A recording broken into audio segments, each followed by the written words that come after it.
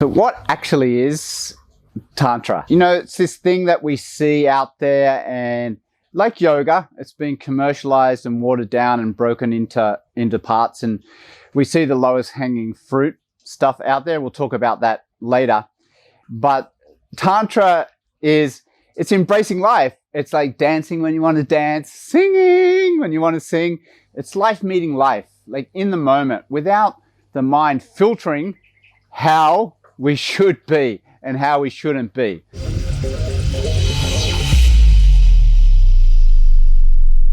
I'm Mark Breadner. This is YogaCoach.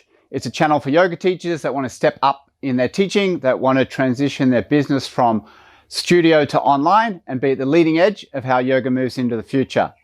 So hit the subscribe button, click on the bell, and you'll be notified anytime there's a new video. And let's face it, we've all grown up at different levels of being told what to say, what not to say, when to say it, to stay in our lanes, to stay in our box.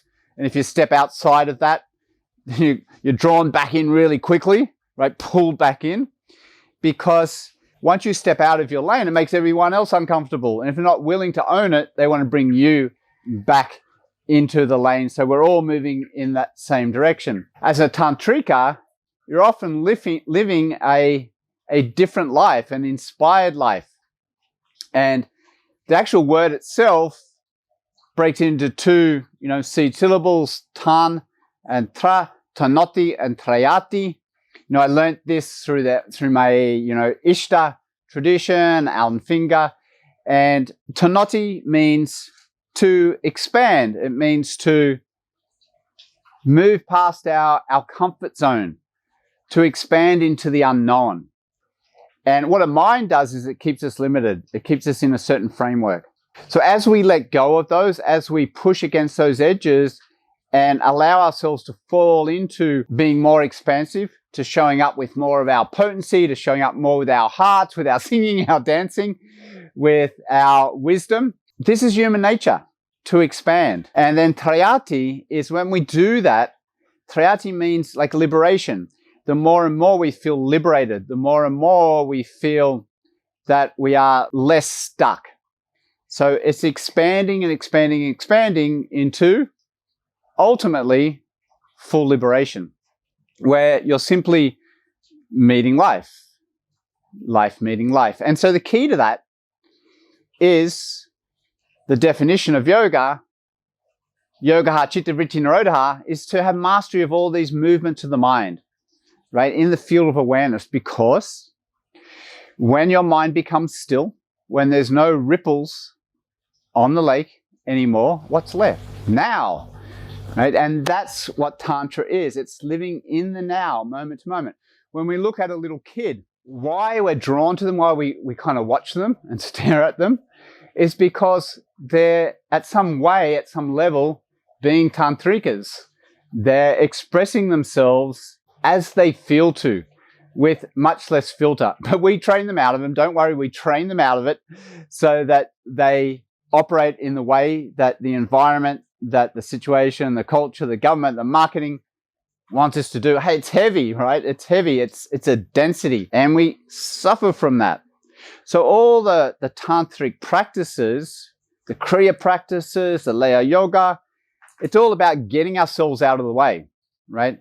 And ultimately that shows up in our physical body. It shows up as when we don't flow, we tighten. When we don't flow, we immobilize, we contract. When we don't flow, our breathing pattern gets distorted. When we don't flow, the way we express ourselves, either verbally or movement-wise, gets held back.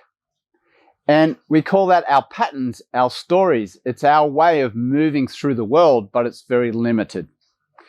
Yoga is designed, Tantra is designed, that we move beyond that. So when we look at Tantra and we look at if it's flow, then everything is energy. Science tells us it's all energy. We're all made of the same stuff.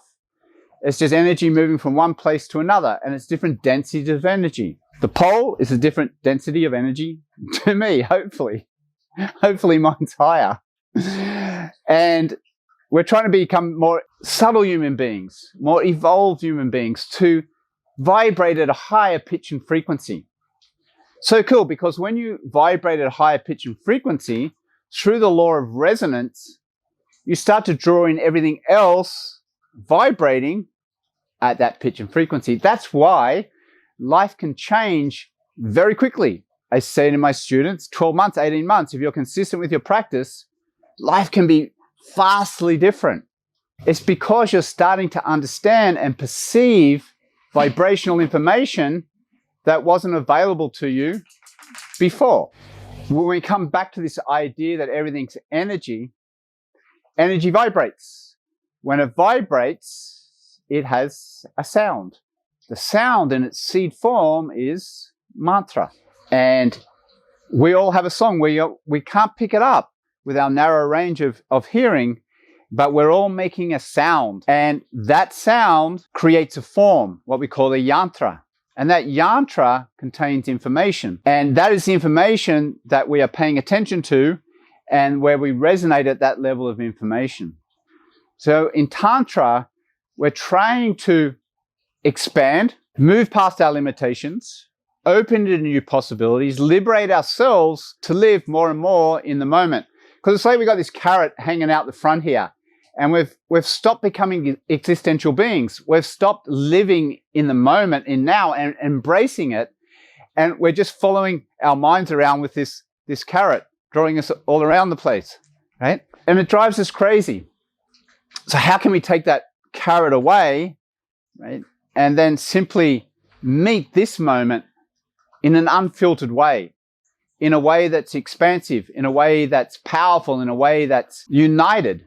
Right? That is becoming a tantrika. And yes, like yoga, it's been commercialized into sex. Sex is part of it because everything is tantra. Sex just means that with your partner, you are merging as one. You are expanding at a level, on an intimate level, where you dissolve into each other. This is the practice. So if you do tantric practices, the higher practices, they have a deity, which is the higher form. Then that has a simpler form, the yantra. That has a mantra attached to it. And then it has a pitch and frequency of vibration. So when we do the tantric practices, we often visualize the deity or the form. We're doing the mantra. But as we do that over and over and over and over again, what happens is, vibrationally, we start to merge or resonate at the level of that deity and what it represents. Chenrezig, love and compassion. Vajrapani, to remove through obstacles, cut obstacles in your life. It often involves, mantra, often involves visualization, breathing practices. But please understand, it extends on beyond just the physical or just sex, right, which is part of it, to encompass all of life. Can we do that? Imagine what your life would be like. Imagine the impact that you would have. Imagine as a community, if we could all take away the bindings, take away the filters, and simply meet each other, right? Connect in the moment. Life meeting life. Check out tantric practices that we have in the channel. They are very powerful. Sometimes you have to look at them in context. But if you find it useful, please share, like, comment, all those things. We always respond to the comments. See you in the next video. Single-handed. Namaste. Shaka. Peace.